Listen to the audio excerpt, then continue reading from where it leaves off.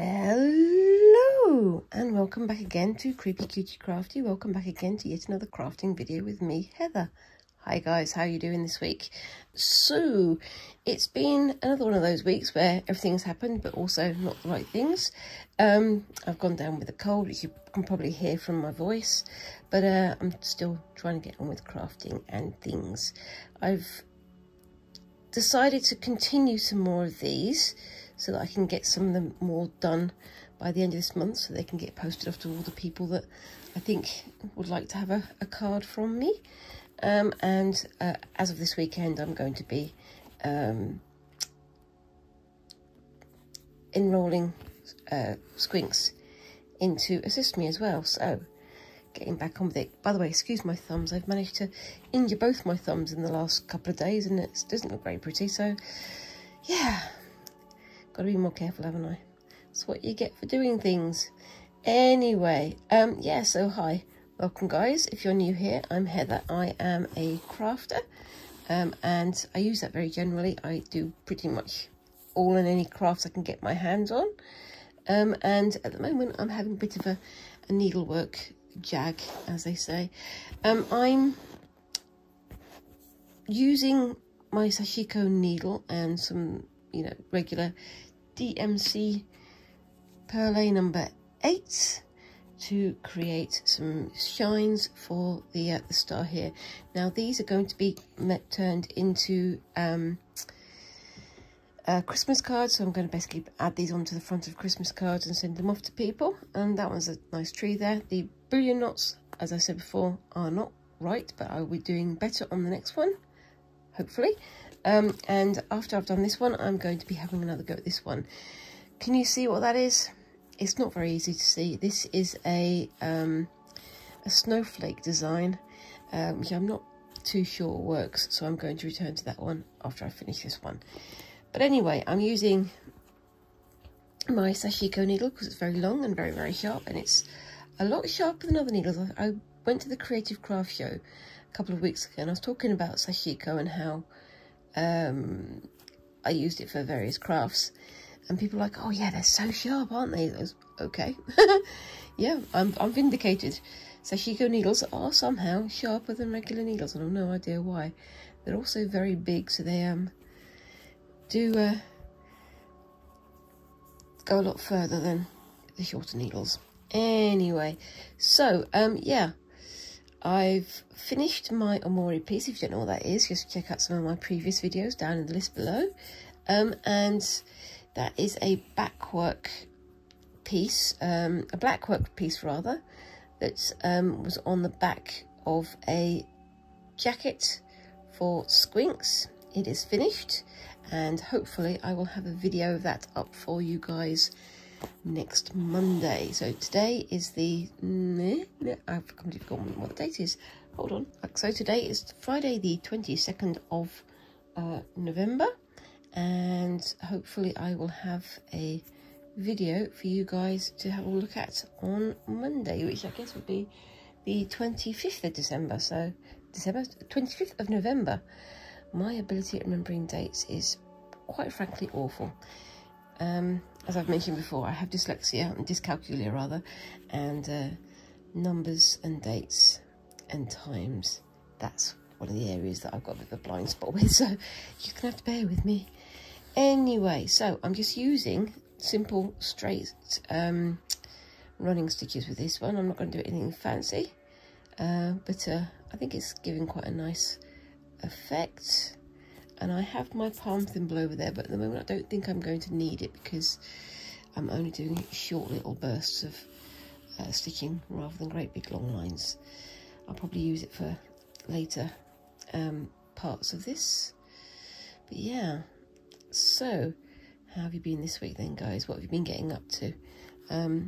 I have been, as I say, recovering from this cold, and I've also been just getting on with stuff. I don't know if you've been looking at my Instagram. I have been having a go at chicken scratch embroidery again, just for the fun of it. And I've posted up on Instagram and on my Facebook page some photos of them. So if you want to go and see what those look like, just find me on both of them. I am Creepy Cutie Crafty on Facebook, Instagram, and well, no, because Facebook and Instagram, I don't have Twitter because why would you? But I have posted some pictures of the gingham embroidery, the gingham lace or chicken scratch that I've done recently, and I really like them. I really do like them. Am I going, oh, that's me not thinking what I'm doing? I need to come from this side, don't I? Anyway, so yeah, I've only got 2 tasks on the go at the moment. One is this, the Christmas card designs, and the other is some more chicken scratch, I think. Let me know if you guys had a go at doing the chicken scratch or gingham embroidered gingham lace, I think it's called, before, because it's a lovely process to have a go at. I really enjoy it because as I've said before, I have a patterny kind of mind. I like to think of things in patterns. I like to create patterns. I've done that in my drawing work. I've done that on gingham embroidery, and I've also had a go at doing that with black work and things like that. Now, I am going to be returning to black work in the new year, but before then, I've got a few other bits and pieces I want to have a go at. So like I say, on Monday, I will be posting up pictures, well, I'm posting up a video of the last of the Omori black work piece, and then I will be having a go at some spinning, because I've had this spinning kit with some wool for months and months and months and months, tempting me all the time, and I really want to get my hands in there and have a go at it, because why not? It seems kind of weird, isn't it? It's like you want to do the embroidery, so which means you have to have sort of ready-made threads, but I would like to have a go at doing some of my own yarn making. And then after that, I'm going to be hopefully having a go at doing some weaving, because I enjoy it. And that's basically all the reason I need, isn't it?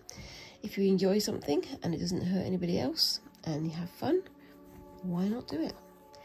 Anyway, that's what I'm planning on having a go at. And also, as I said, in the new year, hoping to have a go at doing some gold work. Now, that is not a particularly cheap craft to just try out, so I'm thinking of getting myself a couple of like little kits. There's like the Royal School of Needlework and Hand and Lock, both do embroidery gold work kits, so I thought I'd give those both a go, one of those a go first, and then branch out into making something all of my very own. I've got some ideas of designs I want to have a go at, but I'll be having a go at those in the new year. I'm thinking that my personally designed one, the goldwork image that I'll be designing myself, will probably be Terry Pratchett themes, so Discworld themes. If any of you have watched my previous videos, you'll know that I'm quite a fan of Terry Pratchett's novels and his books, and I am planning to have a go at making like almost like a religious icon, but for Discworld gods, which are kind of ridiculous. So yeah, keep your eye out for that one. If you've got any suggestions or things you think I should have a go at doing in the future, please leave a comment down below. I'm always welcome to any new challenges and new suggestions, but yeah, I want to have a go at an awful lot of those things, I think. And I'm very nearly done with this one. As I say, I've only been doing a simple running stitch.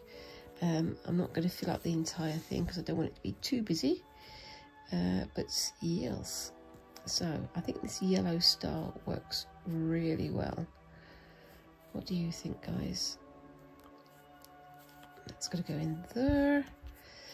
One problem with having this plaster on my thumb, as you can see, it's sticking to the needle. It's making it a bit unpleasant to pull through because it's sticking on the fabric as it goes through, so I'm going to have to be careful about that. Anyway, so I'm just going to tie that off there. And I've got a lot of thread, much more than I needed for this bit, because I'm planning on using it for the next bit in a second. And I'll probably need some more as I'm going anyway. So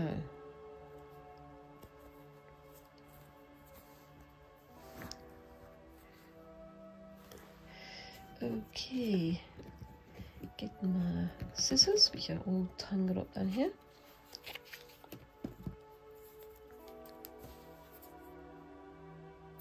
There we go. A needle over there, and I'm just going to trim off this excess thread here. There we go. So, what do you think of that?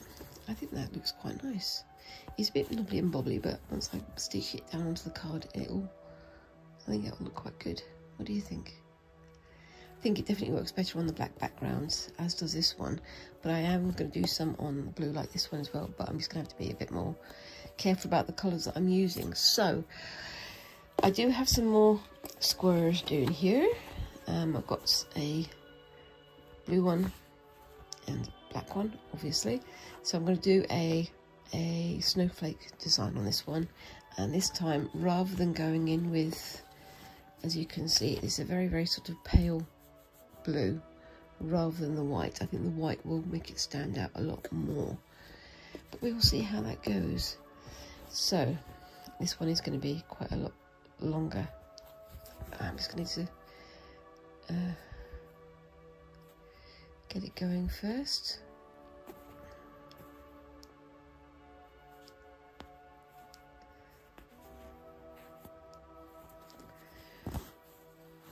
And I probably am going to need to use my palm thimble for this one, because I'm going to be doing longer straight lines.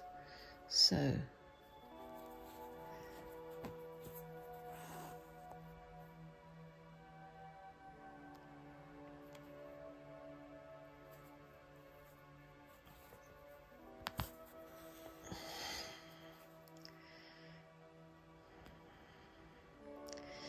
this is a concentrated silence.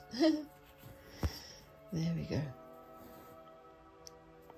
So, as we're saying, we're all gearing up for Christmas. I'm not entirely sure yet what we're going to be doing, and what other things we're going to be celebrating. We're planning on going down to my parents for a Christmas tree sale that's going to be happening down there. And they live in a very small village in the middle of nowhere. In the south of England, so they have like a forest nearby where there's like Christmas trees that are grown there for sale every year, and I'm thinking about, well, we're going to be going to that because there's going to be, like, you know, my family and things down there, but I'm not going to be going to buy a Christmas tree. I don't like the idea really of buying a Christmas tree, a living, you know, Christmas tree, and then throwing it away in the new year. It doesn't seem very eco-friendly to me. So we've got a reusable tree that's made out of metal and bits and pieces. But there is also a craft show, sort of craft sales that people have at that time of the year as well, sort of Christmas crafts. So they'll be selling various bits and pieces, like, you know, Christmas decorations, wreaths, things like that. And always the wreaths are very lovely because it's, you know, found in nature in most cases, but using, you know, natural pine cones and so on and so forth, and they can be used for year on year. They're lovely things, but they can get a bit expensive, and always finding somewhere where they can be stored for the rest of the year is always fun. Okay, so the difference between this one and the previous style that I did is, as you can see, I'm doing a double back stitch rather than just a running stitch. So it's more filled out, whereas this one you've got the gaps and things. So it's going to be a lot more solid in colour. I hope that's going to make a lot of difference to the actual design itself.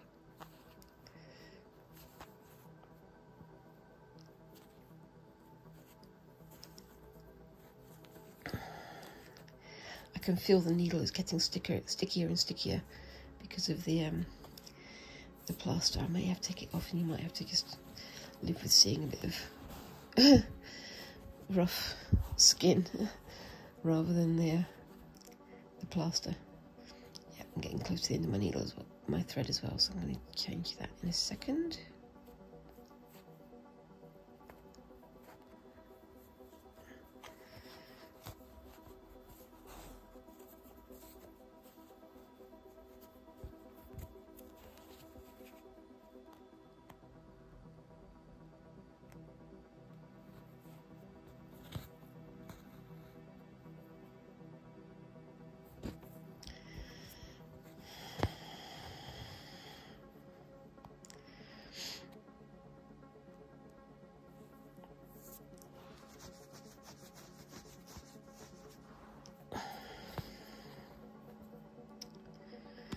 So yeah, I think this looks a lot better than the last time. I'm just going to tie that onto a new thread. And I might take this plaster off in a minute, I don't know. Shouldn't really, because it doesn't look very nice for you guys, does it? But we shall see.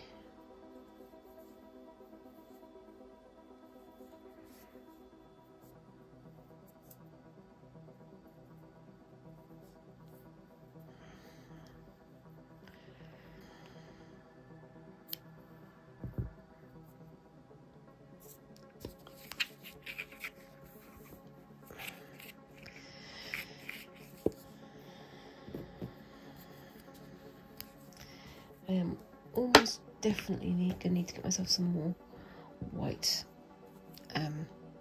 thread soon, because I'm starting to run out. Oops, excuse me a moment. Sorry about that. That was a call from my child's school suddenly in the middle of filming, so there you go. Nothing to be worried about, just Squinks is feeling a little bit under the weather. There's lots of bugs going around, as you can tell. I've caught one, and it's, you know, normally this year, normally like 3 or 4 bugs into the season. There's all sorts of flus, and obviously we've still got COVID hanging around.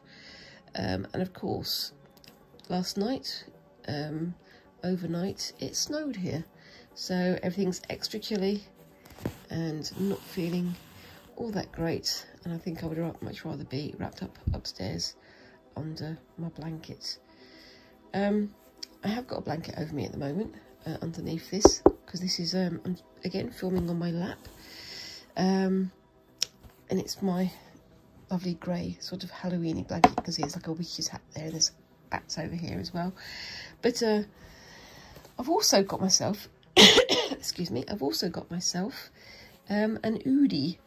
Have you guys seen those? I do love wearing oversized hoodies, but Oodies, spelled O-O-D-I-E, a big sort of fluffy, extra fleecy, oversized hoodies that are just very, very comfortable. I've been wanting to get one for years, and then I bought one months ago, whilst it was the start of summer, so obviously I didn't wear it then, but I've been wearing it for the last few days, and it's so lovely and snug. Not sponsored, not affiliated, but I do enjoy that snugness, especially when the weather starts turning, as it has in this last week. Unfortunately, they're also not very good to wear out, but they are very comfortable for sitting inside and having cups of tea and things like that. But there you go. Anyway, yes.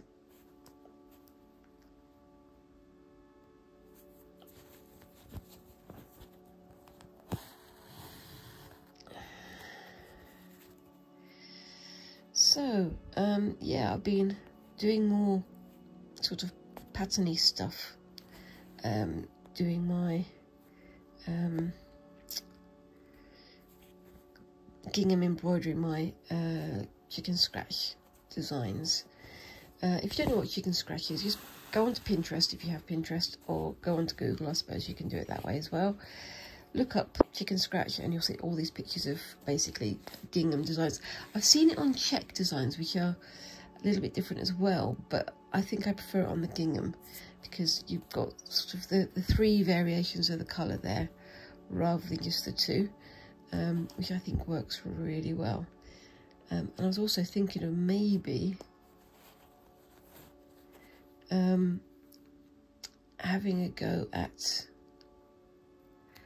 a Christmas design, a snowflake design, using the chicken scratch, because I think it would lend itself well.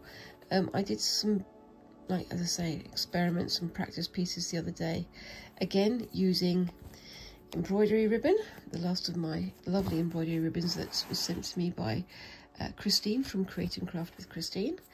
And I'm still on the lookout for some more of those. I found one place where I can buy them, but they are apparently closing up shop. So I'm going to be having a look on Etsy, or I'm going to have a look at Folksy, see what I can find. There's also some nice haberdashers and sewing shops near me that I'll be revisiting and seeing what I can find there as well. But we'll see how we go.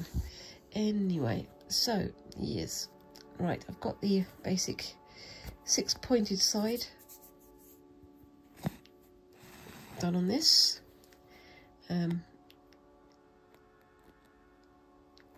Yeah, I can feel the, I don't know if you can see on the needle, it's getting sticky because of the plaster that I'm wearing.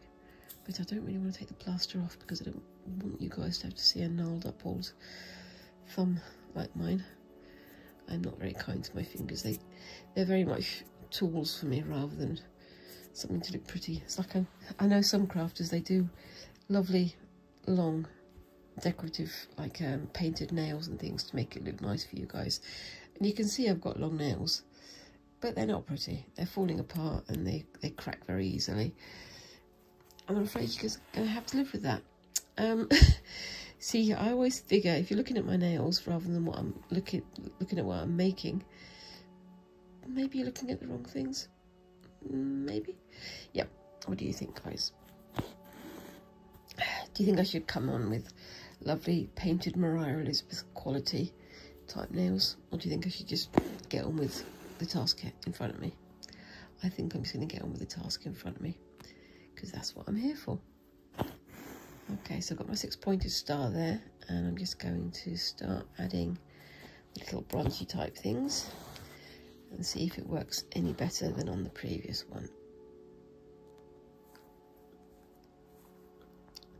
And I keep going off screen again, don't I? I'm very sorry about that.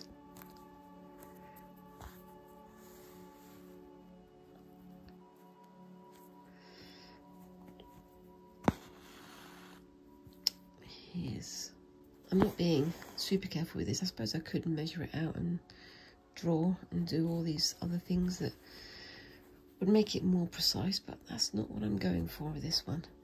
And I'm also thinking about what I should do on the backs of these, because I'm thinking, do I just put them on as a piece like that, or do I turn them into like a little Christmas bauble by sandwiching 2 together and putting some stuff in between? Because one side is going to be decorative, the other side I think is going to be rather plainer. I'm thinking like using French knots, or maybe using like a basic sashiko stitch, or something of that nature, but I don't know. I'm still thinking it through. Again, what would you do, guys? Let me know down in the comments. Yes. I don't know. It's an interesting one, isn't it? It's like, it's supposed to be sort of super decorative, but at the same time, I don't want to overdo it, because I know that everybody has different tastes, and my tastes are rather more Heath Robinson than some, I feel. And I keep saying Heath Robinson. I really should look up who Heath Robinson was, shouldn't I? Maybe I should.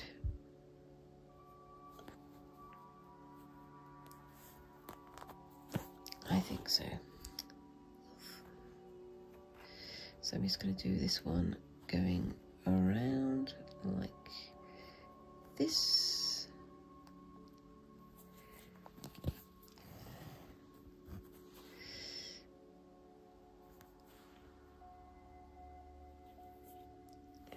And like I say, I'm going to get Squinks to start helping me with these so I can get more of them done and they can be more involved with the project and have something to pass on to our various family members and friends. That would be nice, I think. It's been nice to actually have homemade cards the last few years rather than cards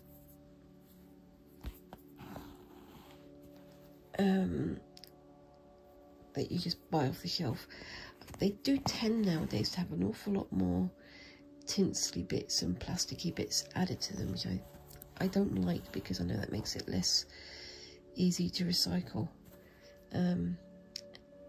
But I also used to use old cards to make what's names,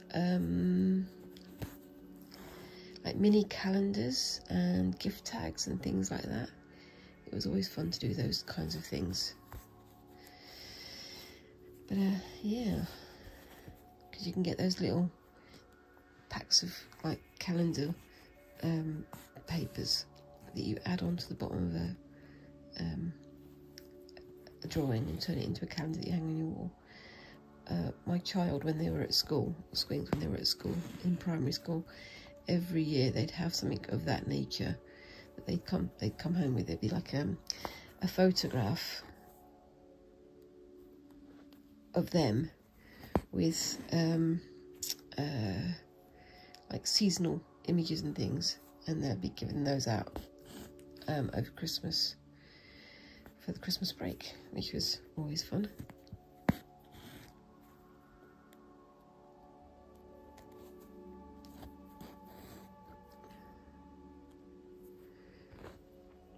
Ow! Right in the knuckle.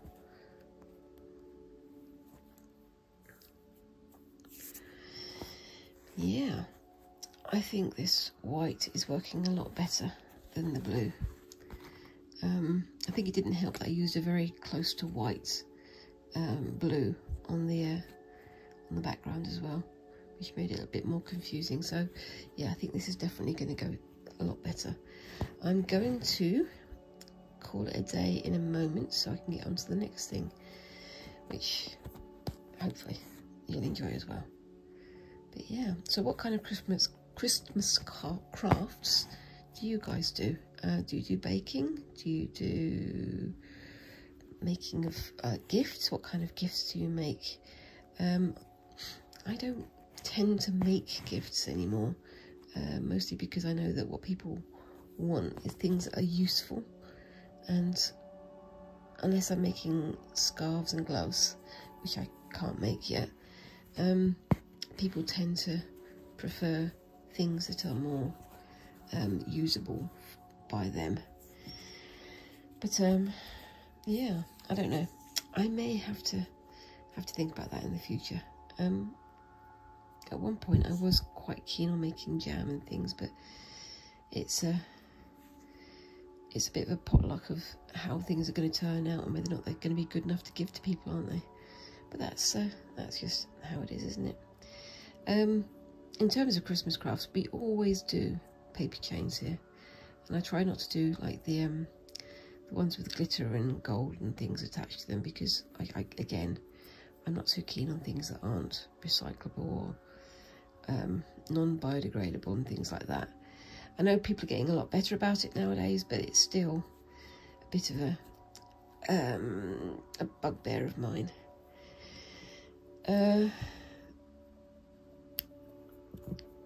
But I do like to do some baking at this time of year. Like I said last time, I haven't done any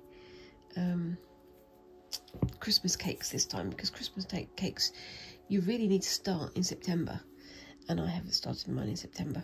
So I'm planning on having a go at making maybe a gingerbread house or something of that nature, or maybe making some like pastries and things.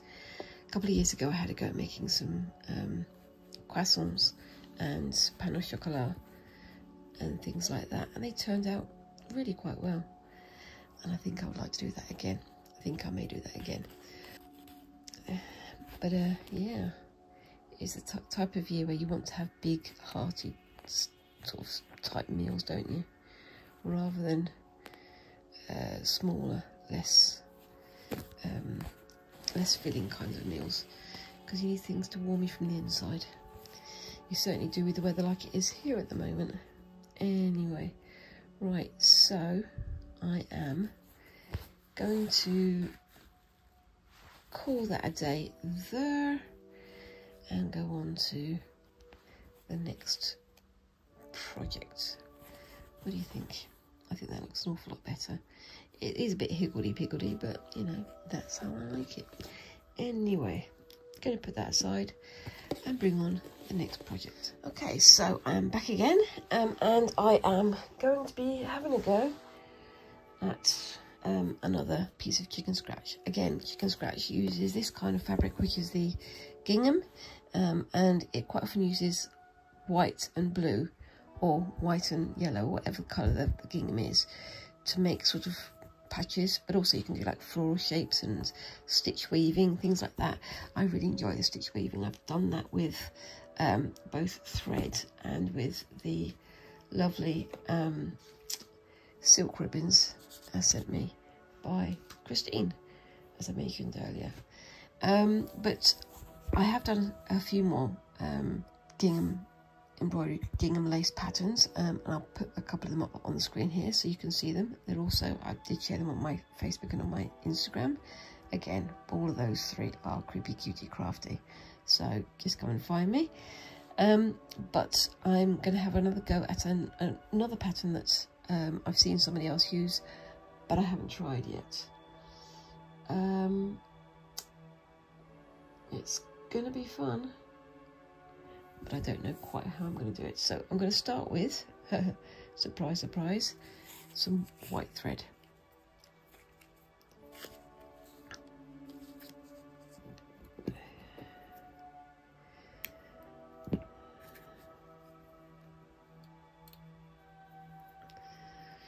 So, I'm using this needle. This is the same needle I was using to do black work with, and it seems to be working quite well, so I'm going to stick with it. And this is kind of a nice craft, because you can sort of doodle as you go. Some of the ones I created the other day, I thought that they looked pretty good. They would look good as like snowflakes and things. This one in particular I'll show you on the screen here. I thought that would look good as a snowflake or a snowflake type design. I'm going to move the camera up a bit, sorry guys, just so you can see, because this is going to be a big bit of the screen going on. So the white thread is only going to go on the blue lines. I'm going to leave the white squares blank, and I'm going to start here, right up at the corner. Now what I was doing before was I was going in here like this and then doing that one, that one, that one, that one, that one as I was going down, and then going back over with the cross.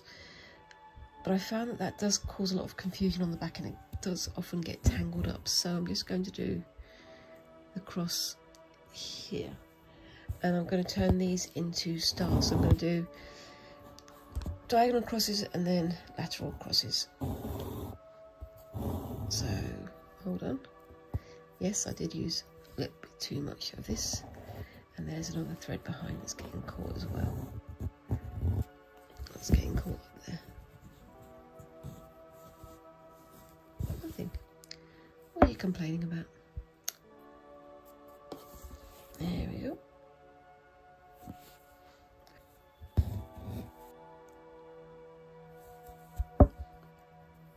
Now, I've been doing this, and I've got various different kinds of colours of gingham ready in a box just over here for me to throw patterns and things together. But I have also been looking for other bits and pieces that I can do with the gingham embroidery.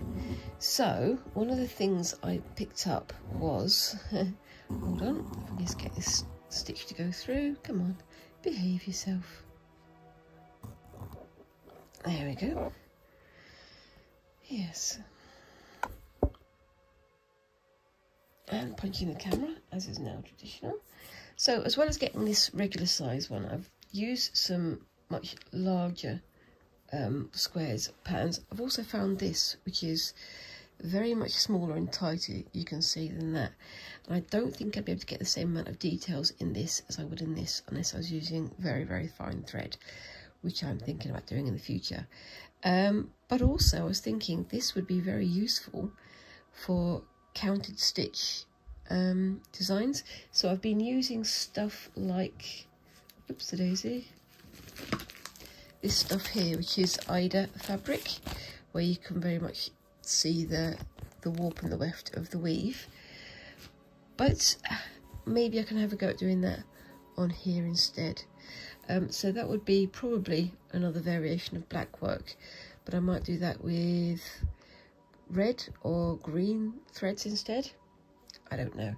Thinking about it, and maybe I'll do that next week. Maybe there's always a chance, isn't there? Anyway, so let's get this going again. It's a long thread, but I don't mind that. Leave the half coloured square blank. So this one I am going to be focusing on the dark and the white. The dark is where all these stars are going to go, and then the white is going to be the one in the centre is going to be a different thing. You'll see when I get to that point. It'll all make sense, I swear. I keep saying it's going to all make sense. Has it ever made sense, guys? Let me know down in the comments. Anyway, so let's get this tidied. And I know I should really use much shorter lengths of thread to stitch with, but I'm in the habit of using the longer ones just because that's my habit. I kind of like how it works that way, and I can cope with knots fairly easy. So yeah, there we go. So yeah, with Christmas crafts, I don't know quite what else I'm planning on doing. I was thinking of making some general, just like gingerbread treats to hand out to people. I'm also thinking about maybe making some cakes. One of the things I do like making is a lovely lemon drizzle cake, but it's been a while since I've done that. But it's nice to have something that's kind of a lift in the winter, isn't it? So lemon and lemon type cakes like that can be lovely. Right, so what I'm going to do now is going to probably not make much sense until you see the later pattern. I'm going to do a star here, then I'm going to jump across and do 3 down, and then jump across and do 3 down, because then I've got this space here and this space here to do a different pattern in. Hopefully that'll all make sense. I don't know how much of this I'm going to get done, but you'll see what I'm talking about when I get to the next bit, I think. It is much slower going with these plasters on my thumbs, unfortunately, but we can cope, can't we? Yes, we can. Let's see how much I can get done in the next 10 minutes, because I've only got 10 minutes left of this video to share with you guys.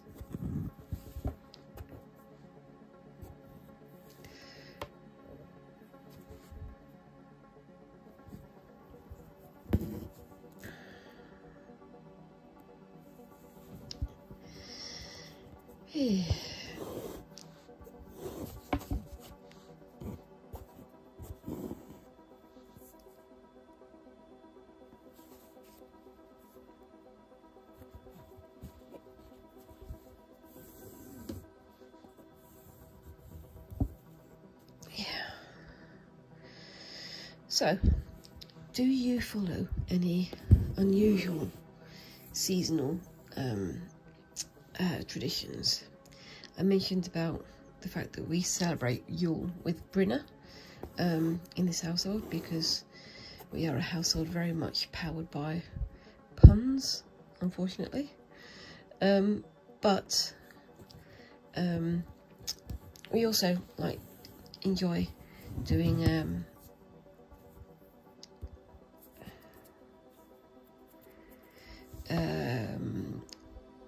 spooky Christmas Eve. There used to be a tradition, didn't there, of telling ghost stories and scary, spooky stories on Christmas Eve. And what we often do, I know that a lot of people do this, they have like a Christmas Eve box, and in that box we tend to have some snacks for the evening, so it's quite often popcorn, or we have a little bit of chocolate or something like that to share, and then we have a pair of pyjamas for everybody. Quite often we used to have hot chocolate, but as some of us are lactose intolerant, it's not always that much fun for those who have that effect on the day after, so quite often we do leave the lactose out of it. But we also have a scary movie or something of that nature, or quite often we have Christmas movies as well, so things like Elf or some of the more Disney-fied movies. But we do tend to also in there have a board game or some other kind of game to play, and that's often quite a lot of fun. So every year we unpack it on Christmas Eve. We all go and have nice warm baths and things. We have a little bit of snackage, we call it snackage, yeah, that we share out whilst we watch a movie, but we also play a board game or something of that nature before we start settling down to watch the movie, though. Sometimes we run the risk of playing Monopoly, which is, as anybody knows, a very risky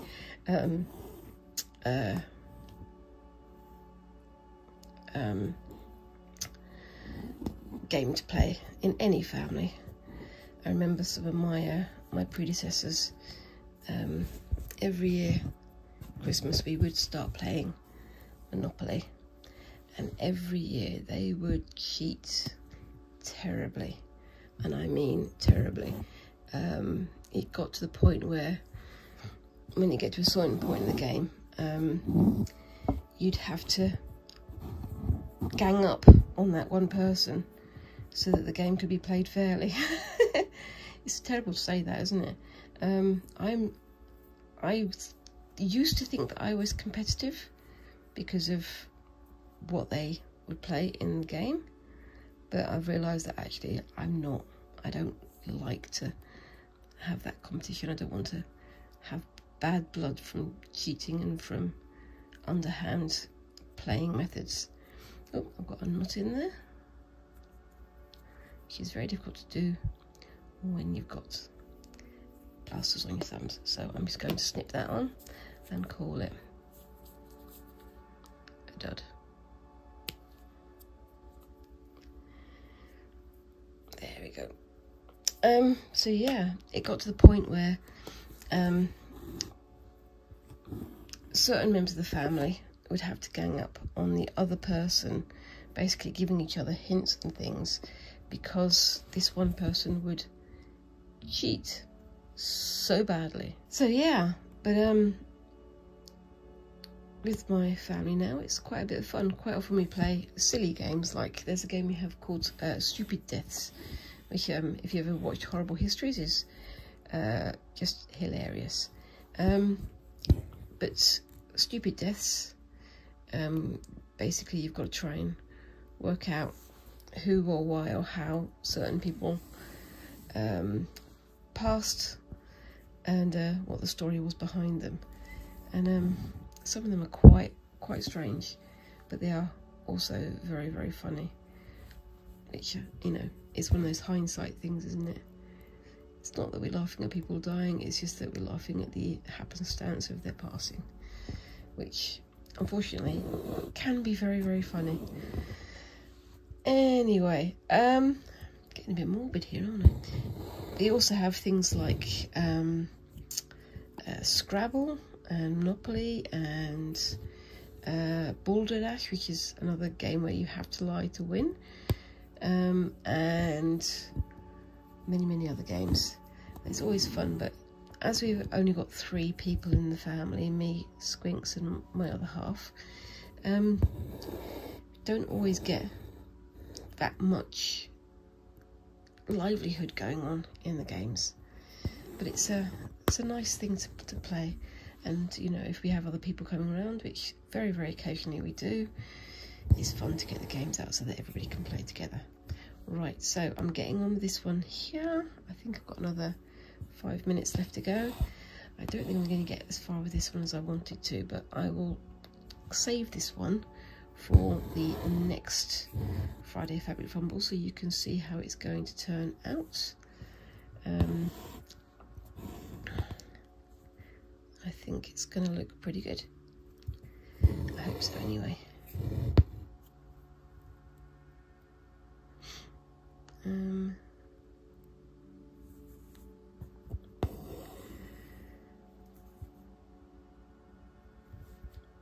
Yes. So yeah, let me know what part of the world you're in, and do you have any other traditions like that, or do you have any, you know, familial traditions that maybe people around you don't quite follow?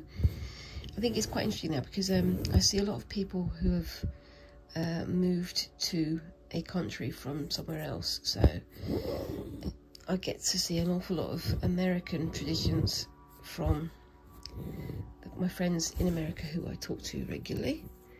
And I was talking to them about